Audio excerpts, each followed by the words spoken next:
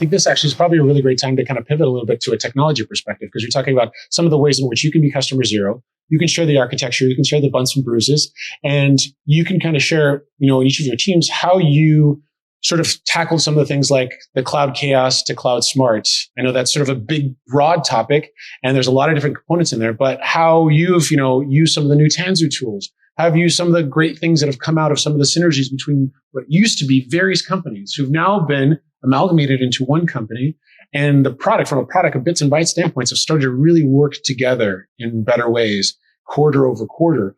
And some of your teams are benefiting from some of those synergies and some of the products, like you said, some of the things that are now on the shelf that weren't on the shelf before. Now there's a better way to do this or better way to do that. And could you share, each of you sort of where that transition was from a product perspective, going from that cloud smart or cloud chaos to cloud smart, to multi-cloud, to cross-cloud, some of the things that are big themes right now we're talking about, but also your teams are on the front lines of all of this, from support to integration to usage to customer zero. Give me a sense of some examples of what your experience has been and how it's shifted the way that you do things. Let me start by explaining, you will find that once you latch onto one product, you can tack on another product and make a really nice solution. So typically when we end up talking to customers, we talk to them about our story and our journey, and they learn about many products that we stitched together in order to provide this total solution that enabled us to get to a business outcome. And that's where, all of us at this panel here has latched on the platform provided by VMware to provide this multi-cloud journey for us. So, by leveraging many of the business units products, we stitched them together to provide a solution where many of the apps have been refactored in order to sit on this platform to give us the multi-cloud ability, and we can achieve 4 nines of availability as a result. And so we're in that journey right now, and a lot of us can speak to that, and probably some transformational efforts along the way. Yeah, absolutely, right. So it all comes back to the mission and the purpose again.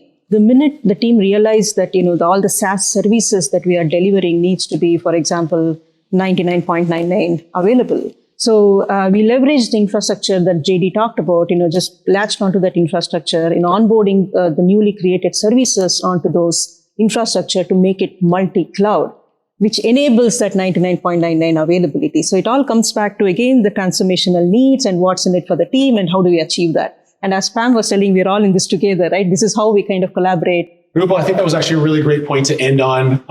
This has been a fabulous conversation. I want to, before we stop, just give everyone just a last chance. Any last minute words of wisdom or thoughts? I'll give you a chance right now to share those.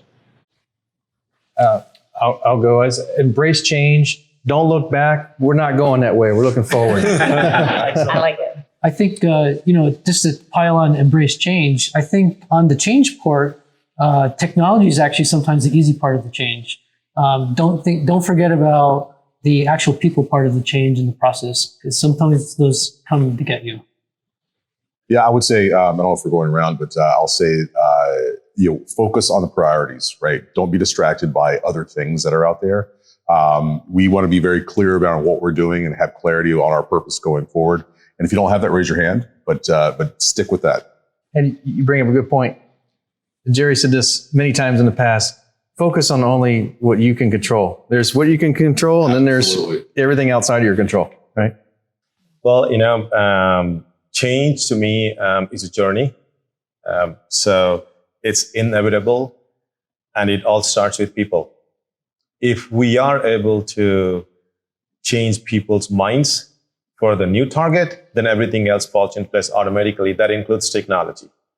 If the people are not bought into the change, then technology won't matter. I think I would say, for me, this conversation just reinforces how important mindset is, because things are changing rapidly into the future. We just anticipate more and more change, right? It's never going to stop. So I feel like if you're not always evolving how you think about things, how you approach things, you're going to get left behind at the end of the day. So excellent. Well, this has been a fabulous conversation. Thank you all for joining. Thank you. Thank you. Thank you.